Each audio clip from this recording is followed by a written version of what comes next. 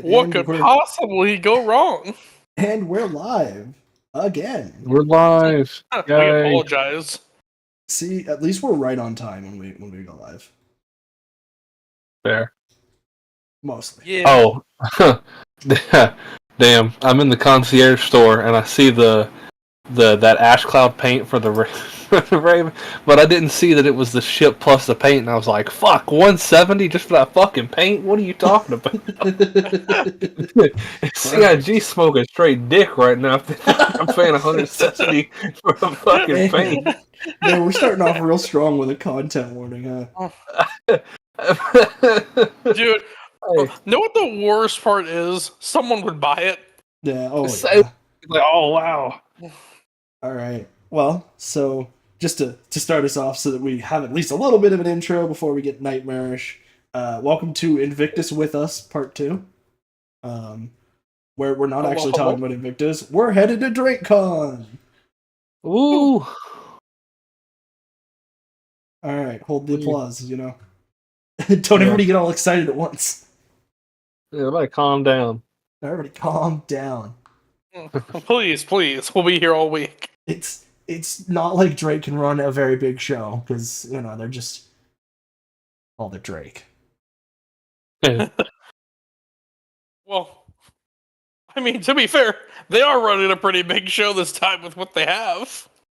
Sadly not on the floor, but...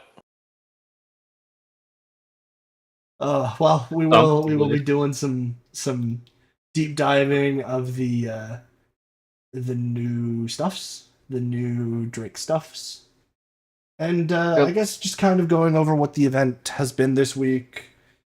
I think another good one that just came to mind now is probably for each of us to go through what our highlights of Invictus have been, because this is the last day that there will be new sales, unless they're hiding something weird.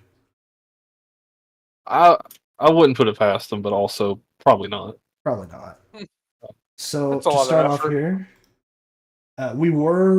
last week we were showing off the website. We're going to do it again, just roll back through. And then as we go through the website, once we start talking about like our favorites from the week, I'll try and find them on the site as people talk. Fair. All right, there we go. We are on the website. Welcome to Drake Interplanetary. We love Drake. We love Drake. The best manufacturer to have a convention that's not at Invictus Launch Week. Yes. They are the best of the forgotten manufacturers. Nobody, as a Drake hater, I can't deny it. They literally... Go ahead. I was going to say, they literally pulled I'm going to make my own Invictus with blackjack and hookers, and then they did it, and it's not too bad. Well, to be fair, because the more I looked at them, and we were talking about this a bit earlier, when it comes to a daily flyer, a lot of Drake ships offer everything you kind of need. True. That is very true. It doesn't really matter which one you get. You can generally do what you want in at least one of these ships. Though I still find it hilarious with their reputation that they have the only police vehicle in the game. They've got one of two. Yeah. They have the only police vehicle with police lights, though. So that's funny. Yeah. True. That is true. Oh, I love it. Well, and Drake Interplanetary, I don't think it shows it on the website where I'm looking, but their whole thing is power to the people, which is pretty fitting that they didn't go to the UEE's event. They're like, yeah, we don't sell to the military, we don't work with the military, we work with you. You know, that old Toyota Hilux that never stops working, and then it stops working and it never starts again. You heard it here first, folks. Drake does not support the military-industrial complex. No. Man, Drake and I got a lot in common. I never realized. Oh, yeah, you and Drake got quite a bit going on. We hate the cops. We don't support the military. Oh, God. This is all jokes, everybody. The funny thing as well with the whole thing is like, they're against the military complex. Meanwhile, we have more guns than ship on our ships. Oh yeah. Hey, they're not against letting people protect themselves. They're just that's all you're doing in a Drake ship is protecting yourself. Yeah, and the cargo that you got for some reason. Totally legally, by the way. Totally. I remember when the Corsair was finally released, and it's like this thing is marketed and sold as an expedition ship. And it's like, yeah, you're exploring other people's cargo base. I still laugh at that. It's like, man, like this is a really cool ship. Has a lot of jump range. Is that 4 size 5 guns? I wonder what that could be used for. Nothing nefarious. No, something about that reads as a little weird. Nah. Well, what would make you say that? As we rag on Drake mercilessly, today's news is damn again, and I've said it in our group a bunch of times. I'll say it here. I have been fighting Drake fanboy allegations for ages because I own a Kraken, and they are not helping because now the Ironclad has been released to concept. Anybody else wants to talk about the Ironclad? Do you mean the Iron Chad? Yeah, exactly. The Iron Chad. I'll be honest. When I first... When they said, hey, there's a new Drake ship coming out, I was like, great. Here we go. We're going to get another little dinky, like, one-seater. They're going to nerf it. It's going to be terrible. And then they showed this behemoth of a ship, and I was immediately like, okay, I was wrong. This is awesome. Yeah, I actually like the vibe I'm getting so far off of the Ironclad. I guess for those who don't know, it is we affectionately nicknamed it the Fatterpillar, and it's named that for a reason. It's like the caterpillar. Do what? I'll go in the pictures here and scroll through as you talk about it. Oh, gotcha. The Ironclad is basically the caterpillar on drugs, on steroids. This thing is massive. Marketed as a pretty big cargo ship, but I mean we all know how Drake is and what they do. But huge Drake cargo ship. I like the vibe to it. I am not personally getting one. I know we discussed this earlier. I'm not getting one just because it's not my thing to do, but I think it's a really cool ship, and I look forward to seeing it out and about. Meanwhile, I was like, well, it's a cool cargo ship, and then someone said to me, well, they have a combat variant. I was like, please tell me more. Yes, we'll scroll and look at the pictures of that now, because Icarus is frothing at the mouth about that one. Yeah, you can't tell me that's not cool. No, it is incredibly cool. I'm a fan. However, again, however much I'm trying not to be, I'm a fan, and I bought one. So I mean, it's like, well, you can sit there and say, oh, it's just a box. Nah, I really like the roughly put together Drake look. It's not a bad box. And I think that's something I've always liked about Drake's appearance over other ships. Is a lot of other ships, they try to look nice, fancy. They have, smooth surfaces. Drake is like, what if we stick as much stuff on this as we can? Well, what's the most efficient shape? Box. Basically. I love that. So one of the cool things that this Ironclad's going to feature is you can see the photo right there. It's the roll top top of the cargo bay that you're going to be able to load from. Yeah. Yep. Yeah, I absolutely love that. And it's being billed as this extreme heavily armored thing. And that's it's going to be fun in my opinion. Well, it makes low gravity cargo loading which admittedly the Caterpillar was incredible at. it makes this ship even better at it than the Caterpillar was. Yeah. True. The ability to open basically the whole cargo bay is pretty strong. I mean, well, the ship does seem simple. There is a lot to it that it can do. And with both variants, like, it's such a big ship, you can just do a lot with it. It's kind of cool to have that versatility, because there's a lot of ships that are just specialized. Yeah, and like to get direct so that people know exactly what we're looking at. We're currently looking at the cargo variant of the ship. I'll scroll down to the tech specs in a second. But this is the cargo variant. We know for a fact the doors open on the cargo variant. We don't know if it can load vehicles. Essentially, by a little bit of like spelunking through the concept art, theoretically the cargo variant should be able to carry vehicles, but we're not sure. And then we'll go a little bit more into the combat variant in a bit, but they are variants of the same ship. There's like, what if we lower the cargo space and add more gun? Exactly. But but also let's still give them fuck all cargo space because, or well, I used that term wrong. Thing got lot space for bots. It's got a ridiculous amount of cargo space. Yeah, the cargo one has an absolute ton. The combat one still has an absolute ton. Yeah, it's less, but not by enough that it really matters. Kind of off topic, not really off topic. I did just take my Firebird in the Arena Commander and immediately just smacked it into a station. So this is going well for me. See, when we go to talk about the Firebird, 10 will have perfect amounts of experience. Exactly. This is nothing but desync. Anyway, yeah, we can. I'm dead again. Anyway, back to the Hulk.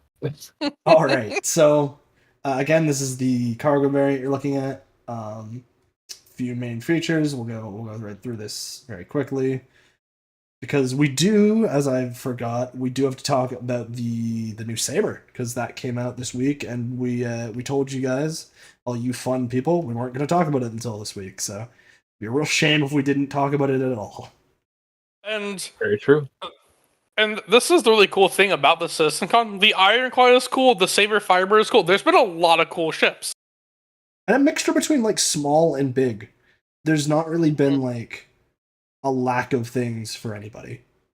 We talked last week about the MPV tractor and the what was it? The medical Ursa. Yeah. Yeah.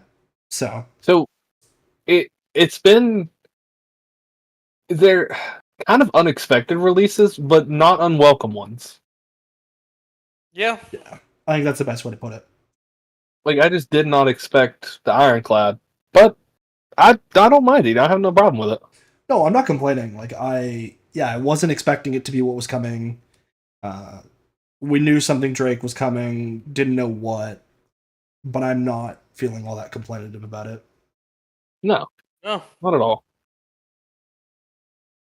To delve through the last little bits of the Ironclad concept, it's got turrets. It's got one S5 remote turret, or not remote turret, manual turret, sorry, which is crazy, having a size 5 on a cargo freighter. Yeah. Thank goodness. Okay, this is a thing I had to like say something about for this ship sale, because it is the fatter pillar or a bigger caterpillar or whatever you want to call it. But it has a loading ramp. You can load things into it. Something that the cat has long missed. I love the caterpillar. I do. I truly do. For the love of God, it needs a ramp. Yeah. The caterpillar, like... Well, and a ramp doesn't even work for it because it would be way too steep and the ship would be just ginormously wide to make a ramp work. Yeah. Now it's funny because this ship looks like everything I've built in Stormworks to date, just a square. Or any shipbuilding game. This is my Kerbal Space Program wet dream. You just build a brick, strap a bunch of engines to it, and hopefully it flies. Look, Drake's like whole design philosophy is why fix what ain't broke, and if it works, it ain't stupid. Exactly. No, it's perfectly valid. And I guess the last thing that we haven't talked about for the ship yet, so I don't think we talked about, is that it's using the same command module system as the Caterpillar, which was, I will admit personally, that was very weird to see. I didn't expect that because it's also got that like command center there in the middle for like the whole cargo operations. I just expected that to be a giant bridge. Yeah, because I look at the picture of this thing, which is obviously up on stream as we're talking, and I think that like middle part should be the bridge, and then I have to tell myself, no, the bridge is, if you guys can see my mouse, it's right over here, and it's the same as the Caterpillar. Yeah. It's very interesting to me that is part of the new like Drake design guide almost, and like I don't know why it would be part of the Drake design guide, but it is, having that off-slung command module. And I guess, like, when I say I don't know why, I do know why. It's cool. And for lore purposes, it's actually incredibly valuable to the Caterpillar. It's said, I think, multiple times in the brochure and the, like, media for the Caterpillar. Caterpillar crews will race their command modules around spaceports while their ships are being loaded up. Because what are you going to do when your ship's being loaded with 500 SCU of cargo? And in this case, what are you going to do when your ship's being loaded with over 1,500 SCU of cargo? I'm going to race. Yeah, you'll just race your command modules around. Or, go get milk or something. Right. That's what we do in our spare time. We go get milk. Yeah. Hey, at least it came back. All right, bad joke aside, moving on. That was not a good joke. But no, and also, I think a really big thing as well for people that were ever thinking about getting the Ironclad, and you're like, oh, obviously it's going to cost a lot. It's not a cheap ship, but man, we were all wrong about the price point. Oh, yeah. Yeah. Oh, yeah. As we scroll down, because we'll show the prices at the end of this little blurb of conversation, it was shockingly cheap. It is, it's affordable in a way I was not expecting, which means at some point, in some place, there's going to be a catch here. And I think the catch is this thing is going to fly like garbage. Which would just be the cherry on top, in my opinion. Because it's a rectangle. Like, this is going to have B-movie written all over it. Like, its stupid little body won't be able to get off the ground because of its piddly little wings.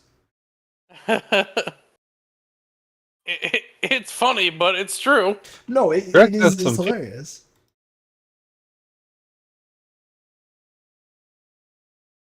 But, like, it's... I don't know. There's something about Drake that keeps drawing me back, and when they keep releasing ships, between this and the Corsair, they've been doing really good. Oh, exactly. Like, there's been a lot going on. As we go down the page, as I tried to do early before, we have the combat version, which trades out. Icarus, you bought this one, so you'll know exactly what it trades out if you want to fire off, and then I'll try and click the corresponding button. Well, I know about things now? I thought you would. You bought it without having any idea what it was, huh? It said Drake. Okay. Yeah, I can't fault him for this, man. I'm on his side here. No, he's the average Drake owner. He just buys it because it's a big ship. Do you blame me? This is a lifted truck in Florida. I get it. You don't know what's under the hood. You don't know why you lifted it. It's lifted and it's big, so you drive on a lifted truck. But no, it is. It's a really, really cool ship, and honestly, the big difference with it overall is, like we said, it's the armament. And I'm trying to get. I had the page saved for it, and now it's gone. That was sad. Didn't come to the stream ready to go. Well, luckily I did.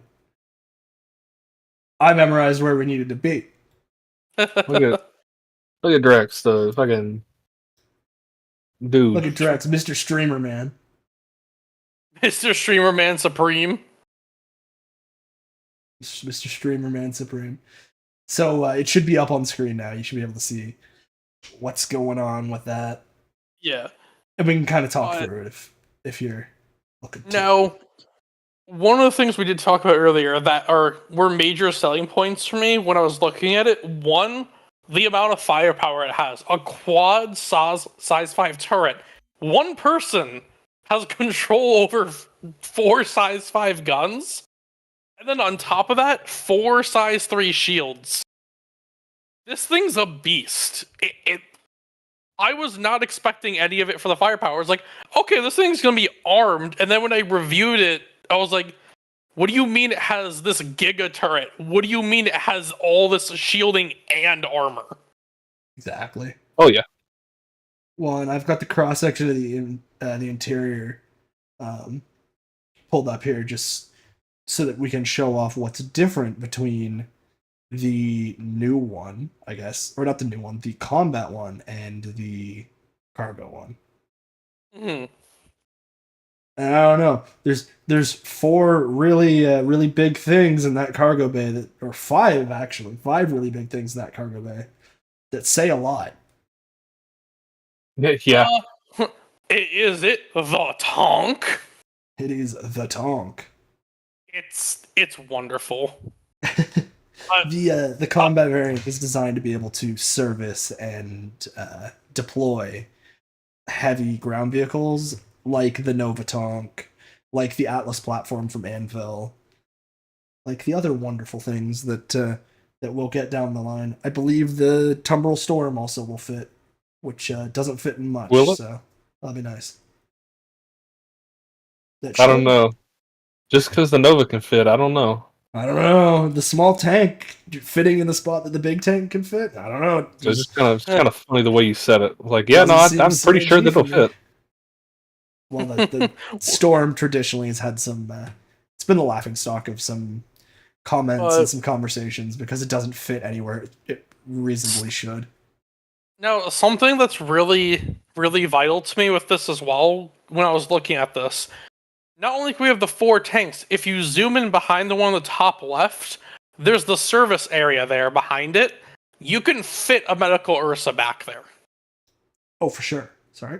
So, not only do you have a heavily armored, heavily gunned dropship that can also repair things in there, you can bring tanks and have a medical bed on it.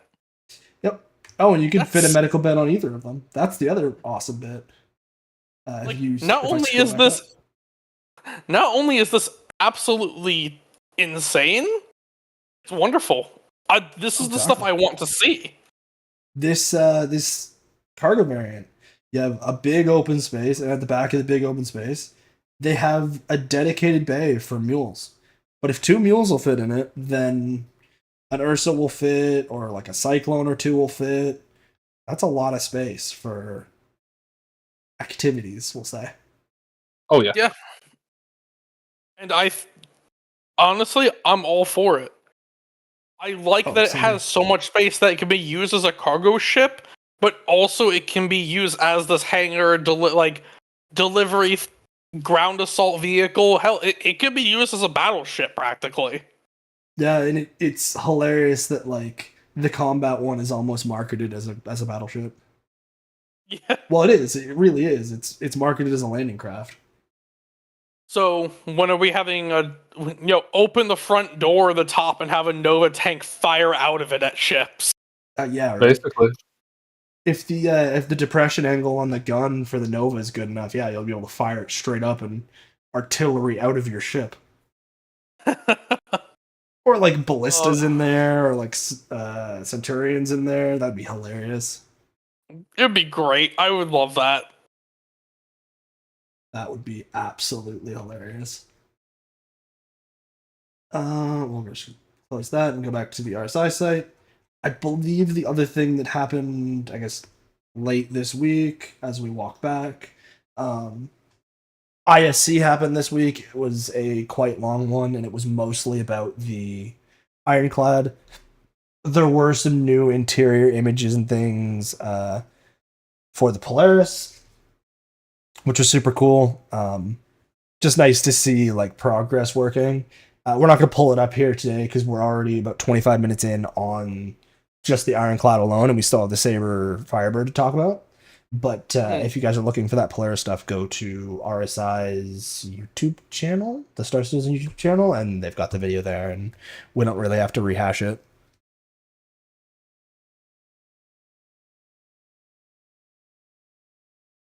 No, it's as far as Invictus launch weeks go, this one has definitely been, I would say, one of the more memorable ones as of late. Oh yeah, for sure. It's had a lot of good ships. It's had a good mix of ships, and it was nice to get a ground vehicle. That was worth it. Yeah, that was huge to see another ground vehicle that's like flyable and enjoyable. And it's something. Oh, sorry. Go ahead. No, if you're still talking about that, go ahead. I was gonna say it's something that fills a nice little niche that a lot of people have been wanting, and a lot of people have been talking about for quite a while. But finally. Yeah. So we're gonna slam back through the days from Drake Interplanetaries, what we just talked about. I think we have all the way back up to the first day to talk about, but there's not much that went on in this day. A little bit went on in Anvil Day. Aegis Day was another big one, so those are probably where we focus. Yeah. So to go on without further ado, on to Anvil Day. They didn't release anything big on Anvil Day because we already had the F7A Hornets for Overdrive. We had them released at the beginning of the patch. But the big thing for this week, and the big news to our viewers, is F7 Hornet Mark 1 is going bye-bye. Yep. It is going into its retirement. It is retiring. So if anybody is looking to pick up a Mark 1 Hornet, they will be going off the sale floor, or off the sale page, and in-game stores, I believe, end of next week, or end of this week. But now, to those Hornet lovers out there, which myself, I love the Hornets, all of the Mark 1 variants are not going to be gone forever. They do plan on making Mark 2 variants. So the Mark 2 Ghost, the Mark 2 Wildfire, things like that. So all current Mark 1 variants are going to get redone into Mark 2 variants. Yeah. So the Hornet isn't going away. It's just the older models being retired and the newer models getting some updates and some additions, basically. And they've not had any price changes this week, so you can get all of them for $650, but you can get all of them for what they were going for before Invictus. Along with I know a few people were kind of upset that the Mark 1 is going, but to the point of the discussion as well, like you just said, 10, they're making the Mark 2 variants, which are arguably a better, more up-to-date variant. And also, the Mark 1 has been around for literally, 10 years practically at this point? Oh, yeah. It's been around forever. If you don't have it, what are you doing? Well, and also to add to that, it's they're retiring that model of Hornet, and they're taking it off the store, but they're not coming to your house and beating down your door and taking yours. If you have one, you're still going to keep it. It's just they're not going to be sold anymore. Yeah, owners can still enjoy them as well. They're going to keep updating them as well. They have said, being forgotten. Yeah, they have said they have a gold standard pass planned for them, which makes me feel like we're about to get a whole bunch of new Hornet modules on the Mark II Hornet that they don't want to put back on the Mark I Hornet. Like, they want to be able to kind of leave that one and say goodbye to it. Yeah. Basically, I can't go to the dealership and buy a 90s model car new off the lot. No. But if I've got one, the dealership isn't taking it from me. Yeah, they're not coming to your house, like you said, blowing They're your door not down. They're not taking your kneecaps. It's okay. Yeah. All right, and so that was the big news with Anvil. Is essentially, if you want your old Hornets, get them now. The new Hornets are about to become the like baseline of everything. We don't really know how they're going to arm the new Hornets. We know that they're going to come with the same loadout as the F7C like base, but we don't know beyond that. Here's a little speculation on my end, because if you go to that page where it talks about them retiring the Hornets, We'll fire if I'm not backwards. mistaken, I distinctly see the lack of one variant there. Do you? I do. You want to go back to that page? What do you see missing in the Mark Ones or in where it says In the Mark new ones Ones, are coming out? there's no Heartseeker there, which I know is just this. There's not a lot different, but it is technically a variant. Yes. So the Heartseeker, people have been back and forth about that for a little while. I don't have an answer, but I have heard whisperings that CIG may intend to sell the Heartseeker again, or they may have a Heartseeker Mark II at the next Valentine's Day sale. I'm just curious if they're going to if like maybe the Heartseeker variant in of itself is being retired altogether, or if it was just left off there because it's not a very popular variant. It may be, and it is, the Heartseeker is an F7CM with a paint, so like most likely it will follow with the new F7CM, the Mark II. Mm-hmm. But we can't be sure because really CIG they've been kind of coy about this one, and everybody's talking about other things. So it's like, okay, buy Hornets, and people will snap to their senses in about 3 weeks and be like, wow, we should ask more questions about that. But pretty much. I just know that's my favorite variant of the Hornet. I'm a sucker for nose art, and of course that's like the only nose art.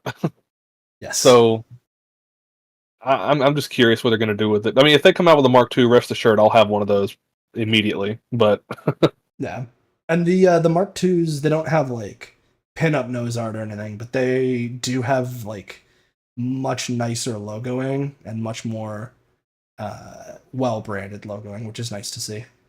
Indeed. All right, moving right along to our next, admittedly big day of the show, Aegis Dynamics. They were the third manufacturer to put something brand new out in the water.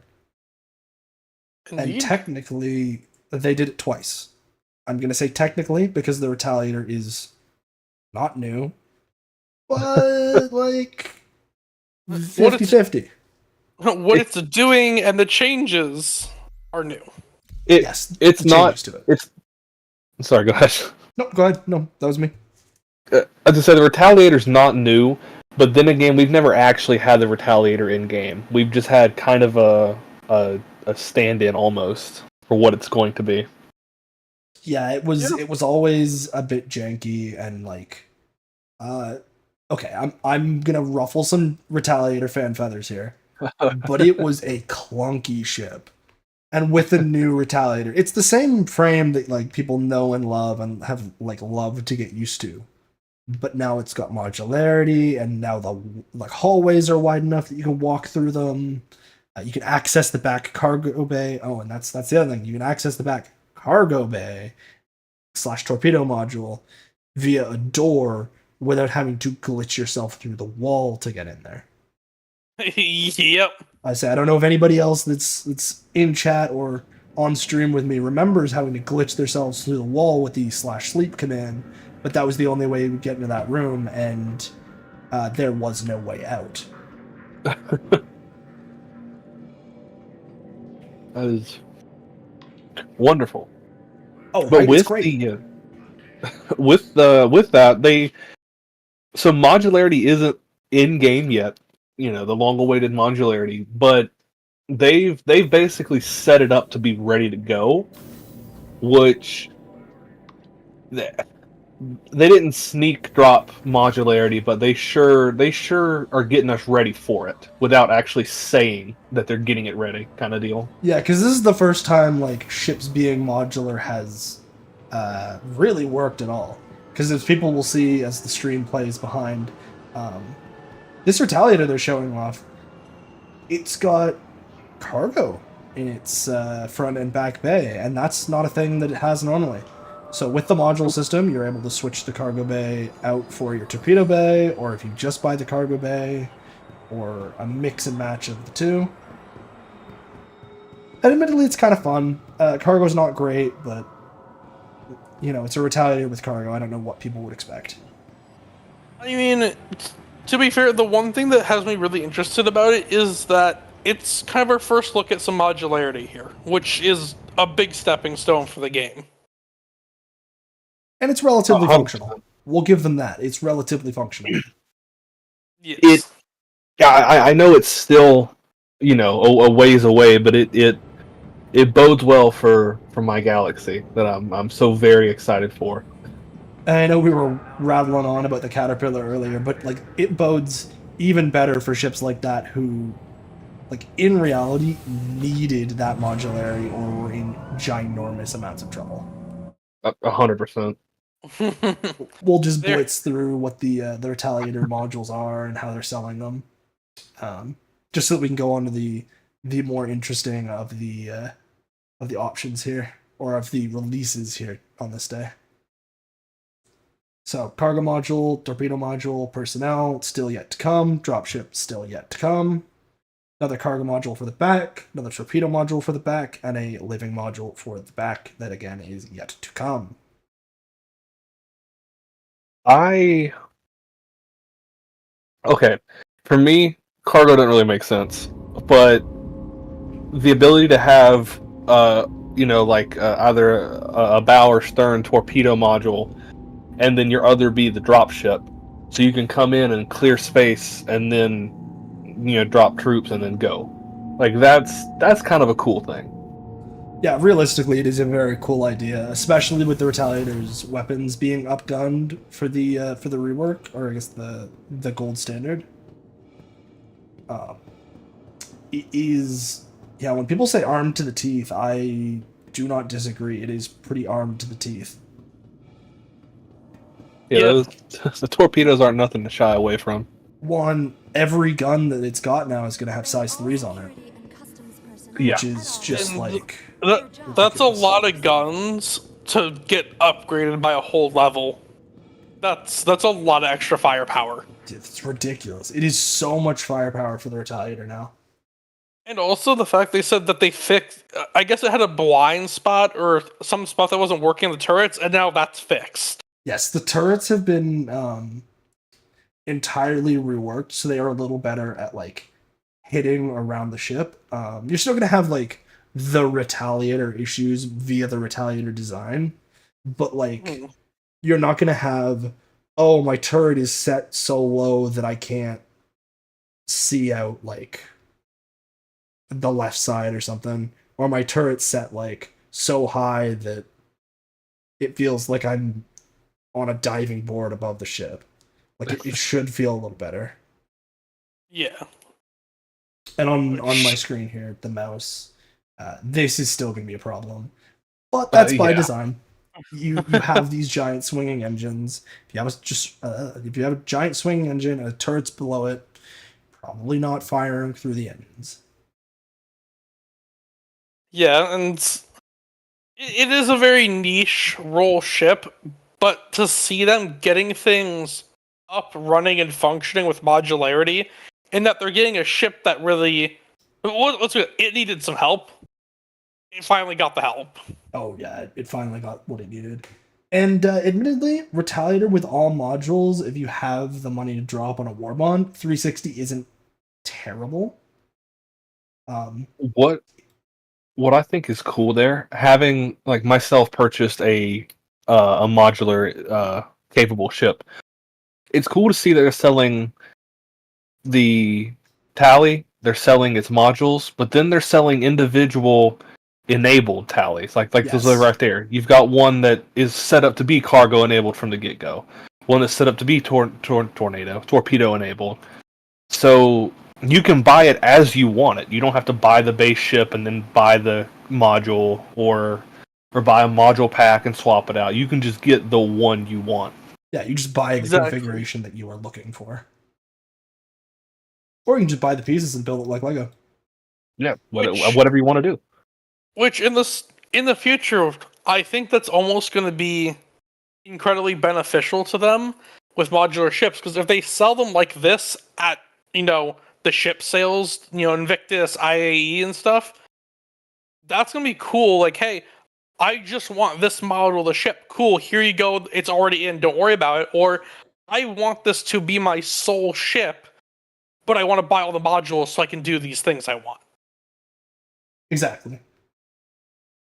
And as we continue on our Aegis Day, I guess, coverage, man, Aegis Day was busy.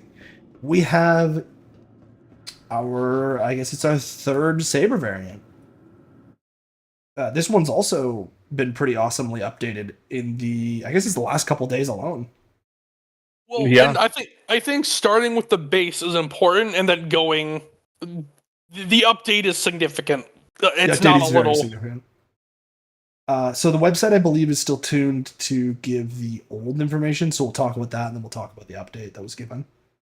Absolutely. It's a fun little like lineage ship that I hope they continue this trend with other ships. Yes. So I suppose. Oh, sorry. Go ahead, Derek. No. I was going to say, I suppose as an owner of the OG, if you wanted to like maybe give an overview of what its predecessor was and how we got to this point, I guess. I guess exactly as you said, the predecessor of the ship was the original Saber, and then that came into the Saber Raven, which is, I believe, one or two, maybe two on the list of the most rare ships in Star Citizen that people have like laid hands, laid eyes, laid controls on. The ship is just absurdly rare, but it's also really, really cool, and people were not able to fly those.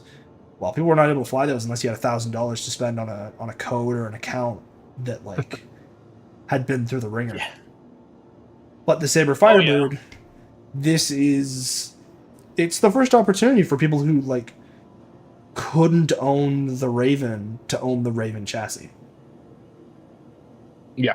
So like the OG Raven is still, it's still what it is. Like you still get your special little rare ship, but like you said, it gives people a chance to own the chassis. So they're not getting the Raven.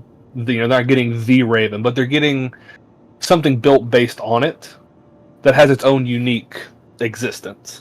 Yeah, because the Raven was inherently a prototype for the UEE in which they were intending to build off of in the future, and this is obviously what they built off of in the future. The Raven has EMPs, and as you can see in the video that's playing right on the screen, this has missiles. And a lot of missiles, to be 100% honest. It's got its bespoke missile launcher, like specifically, it's a Raven chassis built around a missile launcher. Essentially, yeah. Which makes it's an incredibly potent chip on paper. Missiles in the current patch are doing some weird things. I think it's to do with the little bit of server tech they've got going on. If you fire a missile in this patch and you watch it, it seems like it knows where it's going for the first 5 seconds, and then sometimes it knows where it's going the rest of the way, sometimes it just forgets, and I assume that's something with the server just not handling the missiles correctly. But in future, should be pretty good. I mean,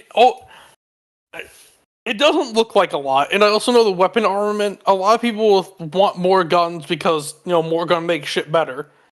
This thing is a nasty little bastard. Oh yeah, like it's. I don't use this term lightly. It is a honey badger. 2 size 3 guns don't sound like a lot, but with the weapon changes they've done, putting cannons on this thing and your speed and maneuverability, they can survive for a while, but they're going to be surviving in crisis because they can't hit you. Well, yeah, and of course, like with the gun changes you were saying, it has changed significantly what having certain capacitors for your guns will do. Oh yeah. This chip, because it loses two of the guns that the regular saber has, most people again are like, "Ooh, that's bad. That's really bad." But 2 guns versus 4 guns, the 2 guns draw off the same capacitor, so they have almost double the rounds of the 4 guns. They just don't get those rounds out as fast. Well, Yeah.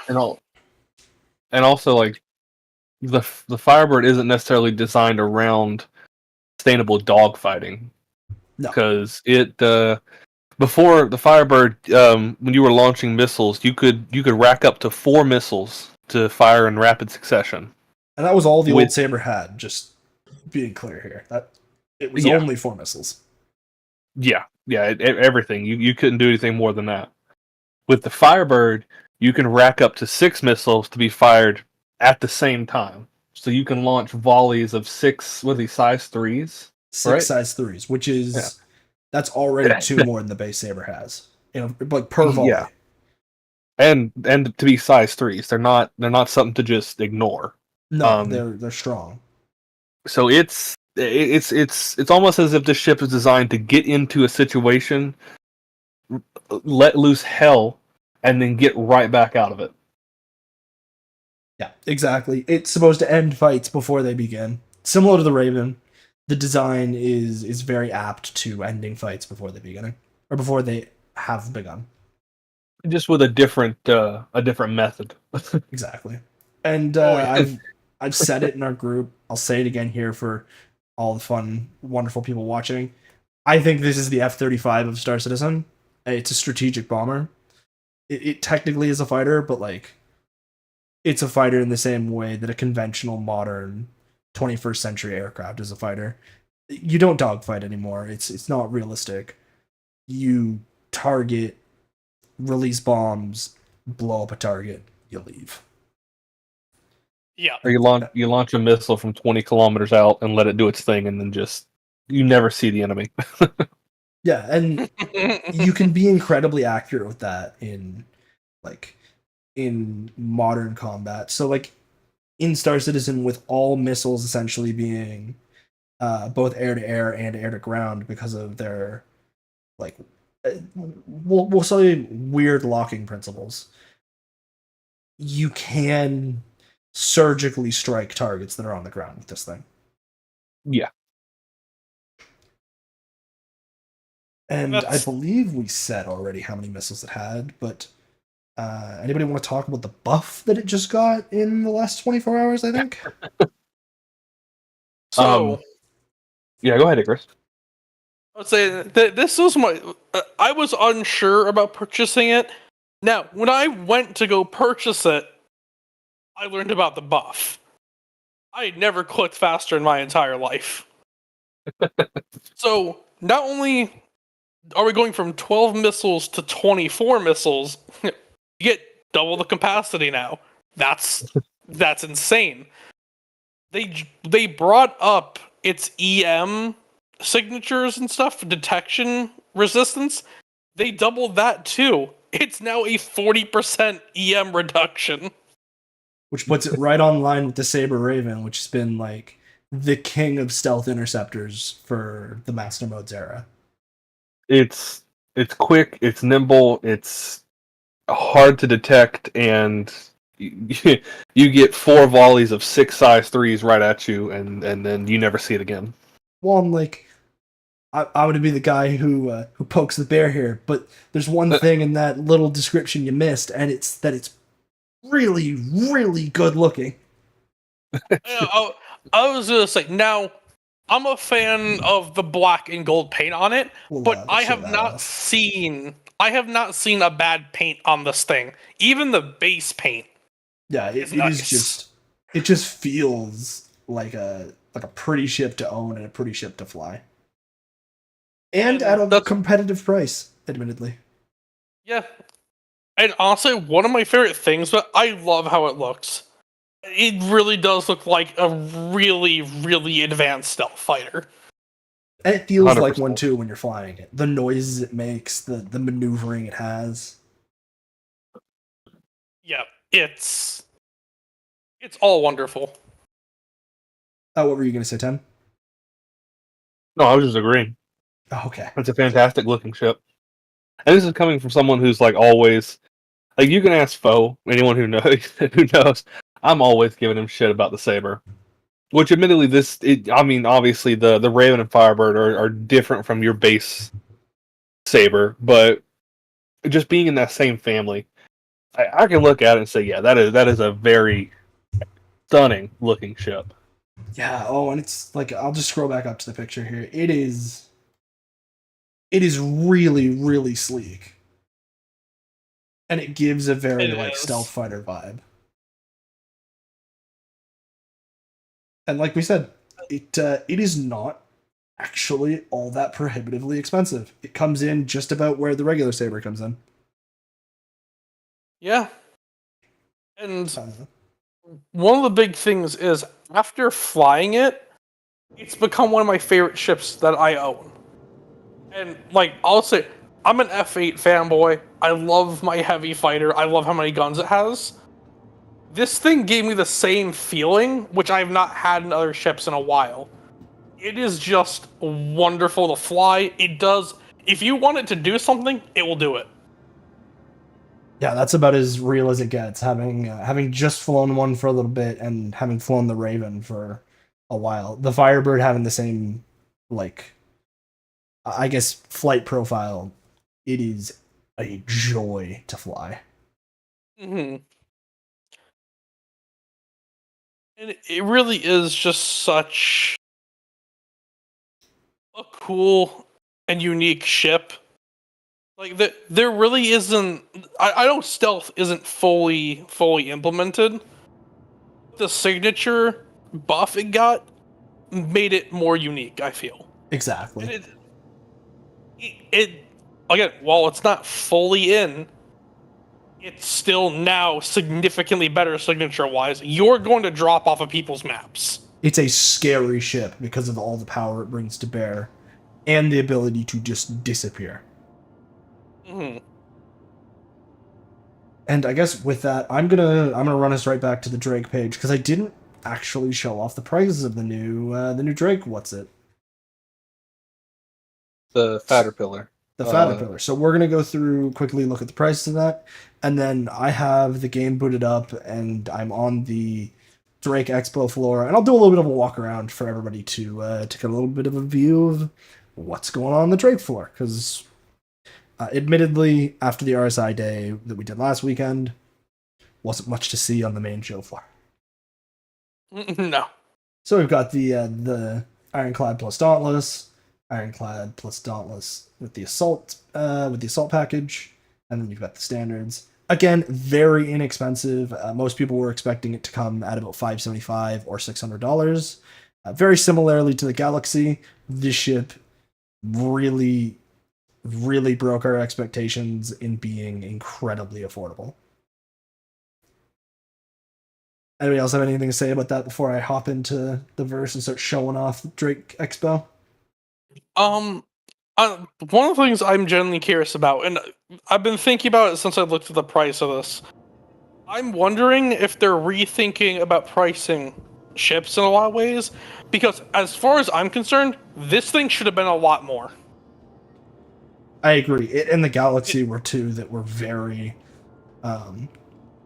weirdly inexpensive. The Galaxy at least made up for its inexpensiveness with modules, but this thing, you get a whole package at like $400, or like, what is it? You get $400 for standard, or $450 for, or I guess $450 for standard rather, and then $525 for the assault. Which, like, that is not expensive. And now, I 100% understand that is a lot of money. It absolutely is. But for what the ships generally cost in that size class, it's disgusting. We guesstimated that it was going to be much higher for a ship that carries over 1,000 cargo. For your for your average person looking at video game JPEGs, that's who the fuck in their right mind. But for Star Citizen players, you know how nicely priced this is. And if we missed it before, the cargo version carries just over 1,500 SU of cargo, and the combat version carries, I believe, just over 1,100. Yep, so just over 1,100. Both giant cargo ships, both obviously carry a bunch of cargo, carry it defended, unlike their competitors the whole series, and they both look actually way better than I was expecting any Drake ships that would come out to look, as I try to fight those allegations again and lose. No, it actually looks really nice. It's an incredibly pretty ship. I heard a stream notification. I'm just getting back to it now. Side, want to thank you for, I believe it was following the stream. We appreciate all followers. We appreciate anybody watching and hanging out with us and enjoying. I'm also seeing Swerve in the chat. I've had a little bit of a mixed monitor issue because of where I set my screens up, so I haven't been able to see the chat. But my condolences for your chest hair and your impending midlife crisis. May it be a short crisis. May it be short. Hopefully the Polaris releases before you expire. That's yes. What I'll say. It's the sign that he's not got much time left before the Polaris has to come out. All right. So that joke aside, we'll fire over to the game if the stream will take, and we'll show off the Drake Interplanetary Power to the People show super quick. Also, congratulations to Drake Interplanetary. Haven't heard about any ships exploding on the show floor this year. I'm going to turn around and a Cutlass is about to go. You said it. A Cutlass is about to go off right behind me. I wish. All right. I was just going to turn around. The whole thing's going to be on fire. I wouldn't even be mad at that. It would be hilarious to just watch them ignite again. Because to this day, that is one of my favorite clips that has ever come out of the game. Right. I think my favorite thing in here is they're running an event in a hangar, and like the lights are all messed up, and like Drake is like if you just paid a bunch of high school kids like, we really need a stage on short notice, we'll give you all $100, and they just said okay while doing it on their Saturday morning, this is what you get. Yeah.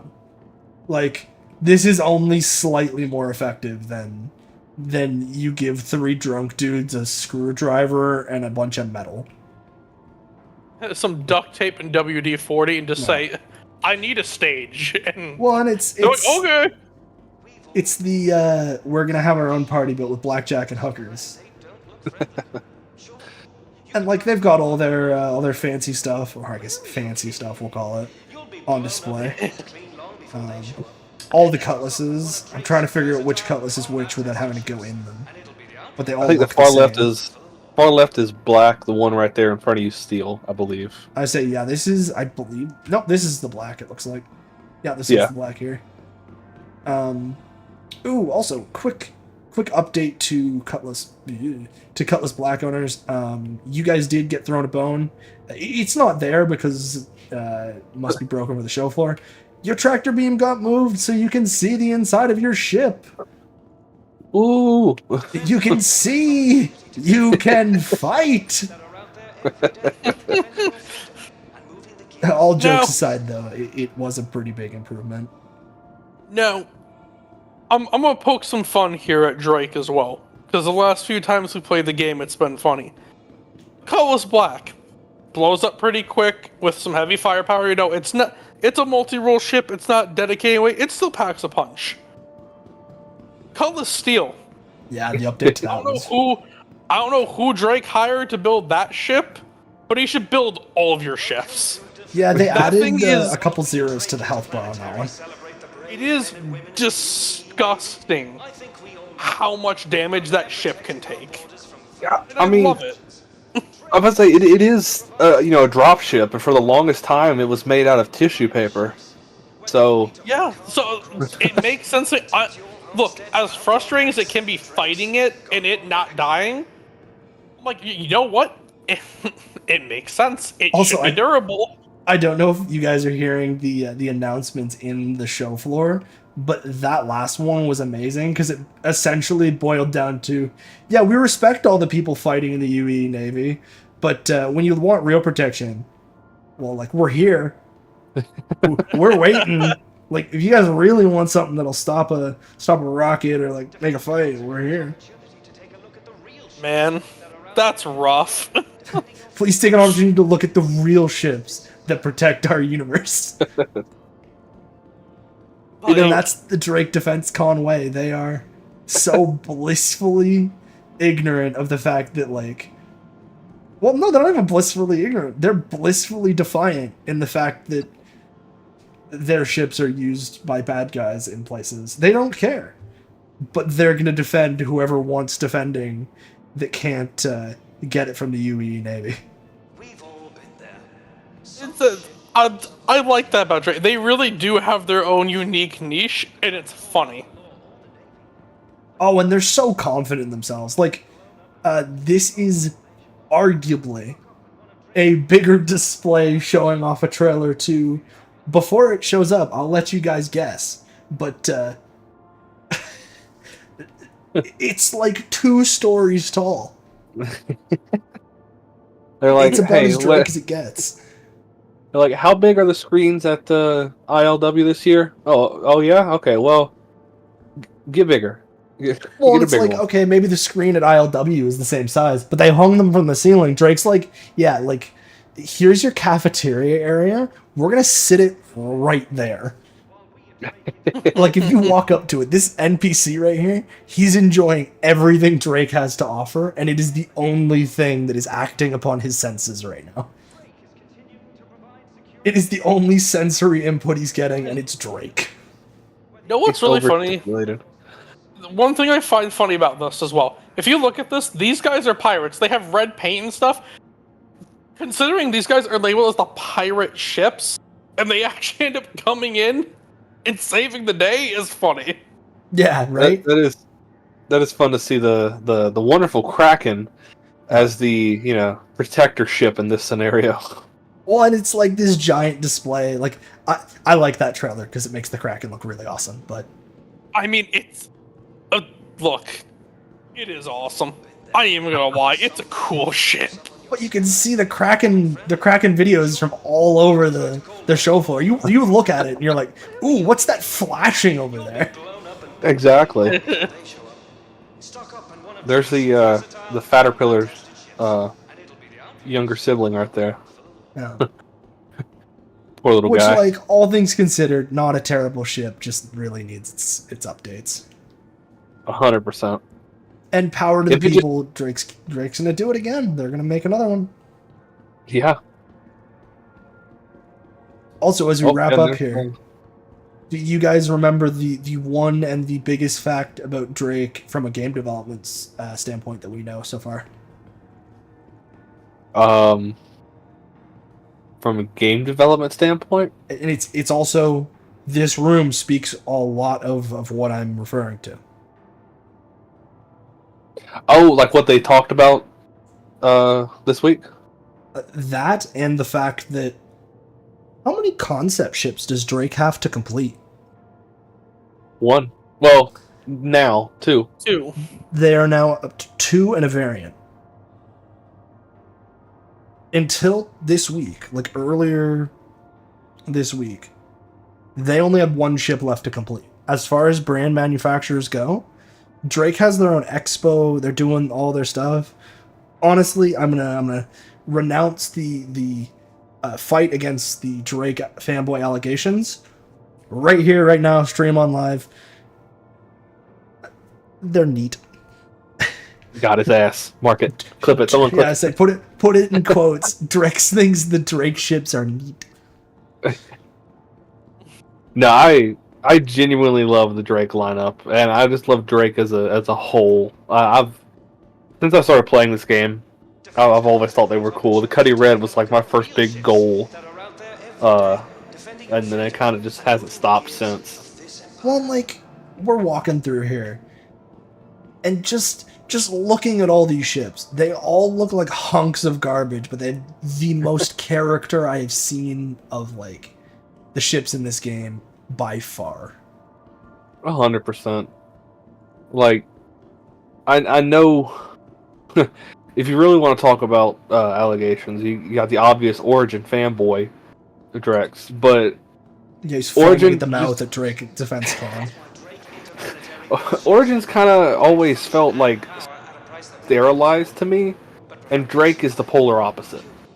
Oh, exactly. There is like nothing clean about these ships. That's just where my mind goes when I think about Drake. It's like, okay, this is the complete 180 from your Origin sanitized high class stuff. This is Drake is your working man ship. Well, and I think I love that. Cutlass Black goes boom at Invictus launch week or at Drake Defense Con. Like, I think that is so hilariously indicative of what the brand is known for. Because they build the cheap, easy to repair, easy to whatever garbage. But the garbage they build has so much character. And to be fair, we're going to look at the Corsair right now. The garbage they build is designed to turn other things into the garbage they use for parts. So Yeah. And again, one of my favorite things is looking at this ship. If you went to someone and said, "Hey, that's an exploration ship," I call bullshit. right. What you mean, my boy? What are you exploring there, good sir? Other people's cargo, but that's not important. Yeah, That's exactly. important right now. Yeah, the fact I- that we're exploring someone else's cargo is not the conversation topic right now. I do love that in terms of like close releases, you had the Corsair, the Resident Drake salvage maker, and then you had the Vulture, the salvage ship. Oh, they came out at the same time. You were like, oh, here's the Muncher and here's the Cruncher. Like, they were ready to go. They knew what was happening. They knew exactly what was going to happen. Like, Corsair makes the wrecks. The Vulture cleans them up and makes sure nobody sees what happened. Well, and talking about, like, I just happen to remember it, talking about, like, junk, or just the way that they build their ships. In the Corsair, for the pilot's MFDs, one of them is just laying on the floor. Oh yeah, I'll walk in there and I'll take a look, because this is our chance to really talk about Drake ships that don't normally get a big bit of conversation. And, they're running their own convention. We might as well give them 15 minutes of our time. Which, and like I said earlier, I love Drake, and like all jokes aside, the Corsair is one of my favorite ships within the game, just in general. But man, The door doesn't eat me. Now, did somebody manage to find... Oh, they did. They got the flask. I was hoping I'd get the flask. oh yeah, when you purchase a Drake Corsair, it comes with a flask. There's a flask hidden in the back corner of the room. So yeah, what Tim Ford was saying, there is just an MFD stuck to the floor. It works too. That's the best part. Is it's fully functional. Oh yeah, It's just on the floor with some cables running to it. he's just got it like rigged up. It's just jerry rigged in there. It's like those like the guy you see with the really shitty Honda, but he's got the eBay boost gauges just like duct taped to the dash. He's ready to go. Yeah, exactly. The wires sticking out everything.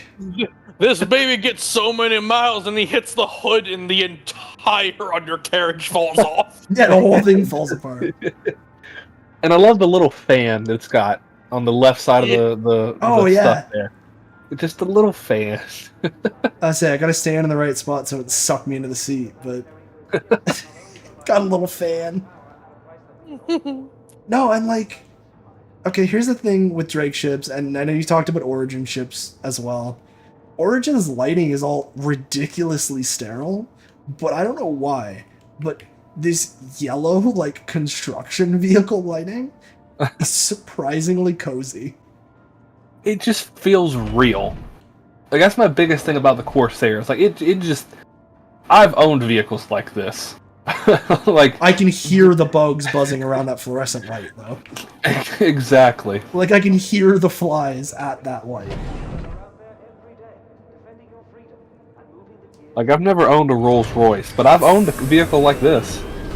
Yeah, right? You've owned something that just, like, God forbid it's gonna run. Allegedly. Yeah. I mean, that's my daily driver currently. Like, please God, just let me get from A to B today. I'll deal with tomorrow when it gets here. It'll start today, that's all that matters. Yeah, right. It Oh yeah, the started roof today. elevator. The roof elevator is a fun little thing. Well, as I say, I wanted to take a quick peek at DrinkCon from above before we end the stream.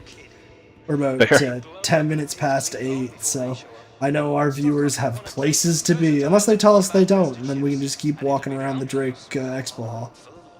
But we gotta get a good view of this thing.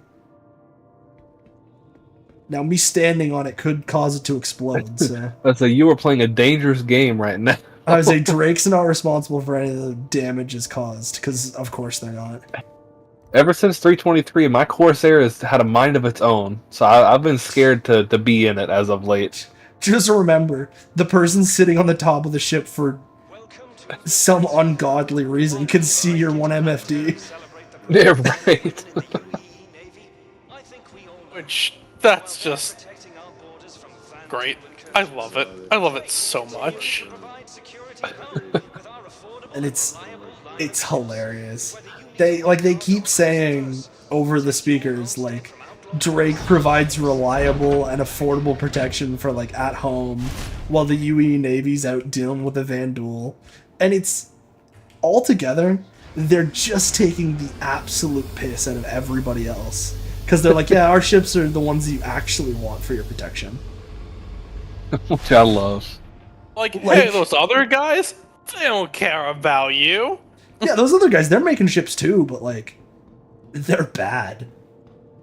DefenseCon's a great opportunity to take a look at the real ships. Oh, Drake's advertisement has always been hilarious and probably some of my favorite. Oh, honestly. And as we wrap up here, I'll just head out and show everybody where the Drake DefenseCon is, because... Oh, someone's shooting? Someone started shooting and run. All those people ducking down. It's a real Drake DefenseCon now. Exactly. I was saying the cutlass started beeping. Everybody's like, nope. No. Oh God, run. Oh God, the cutlass is beeping. You just hear a faint beep from down there.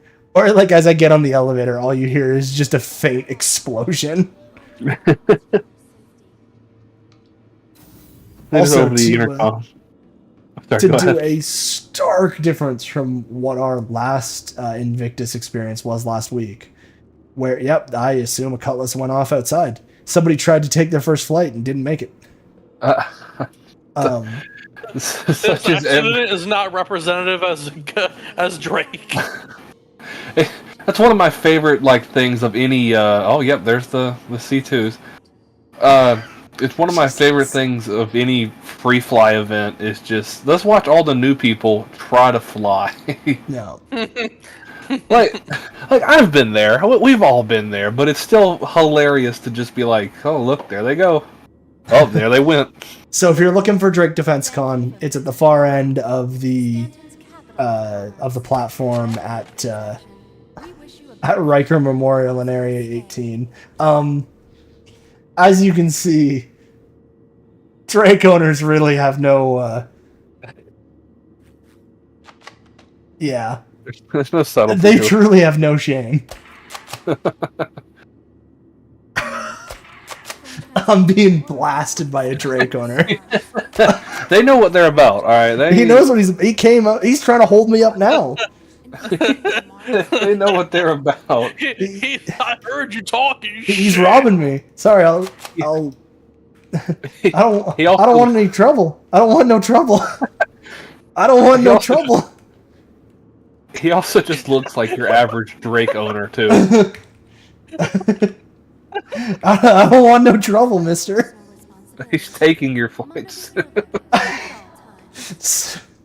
So, in true fashion, on that terrible, terrible disappointment, having been, oh no, he's coming back for more. I don't have anything. The only thing left for him to steal is my organs. He would. The Drake Freezer coming to you soon. I'm gonna escape the Drake owner. What a perfect way to end it, though. Getting robbed by a Drake owner at DefenseCon. Having to run away so I don't get robbed again. Because the only thing left for him to take from me are my organs. Oh man, that was wonderful. I'm sneaking around. He doesn't seem to be following. He got what he wanted. It's like an angry bee when you give them a flower. You just let them be, and they'll go the other way. Well, again, on that absolute hilarious moment, perfect, by the way, that a Drake owner in a Drake t-shirt, Drake hat, looking like a Drake owner, walked up and robbed me of my things. God, I need you to remember, this is not representative of Drake or what they want you to use the ships for. No, exactly. Not at all. But it is representation of your average Drake owner. Yes. Yes, exactly. There's a clear distinction. You always got to keep a stick of beef jerky on you in case a Drake owner comes up to you with a Nerf gun. You throw it and distract him long enough to get away. I had nothing to barter with, so I had to just, accept my fate. He saw the gold on the suit and decided this was his equivalent to stealing the badges off of a Mercedes. Oh, your ventilation tubes are made of gold? Well, I'm taking those. I love it. I love it so much. Well, thank you everybody for watching. We'll see you guys next week for another hopefully fun episode of the Boathouse. But we might not have much news, so we may wildcard it. Who knows? Who knows? Thanks for watching, and I do hope everyone enjoyed this Invictus launch week and got things they wanted, because it was a good one. It was a good one. All right, Ten's not going to say goodbye again. So sorry, I was yawning. Goodbye, everyone. See you, everybody.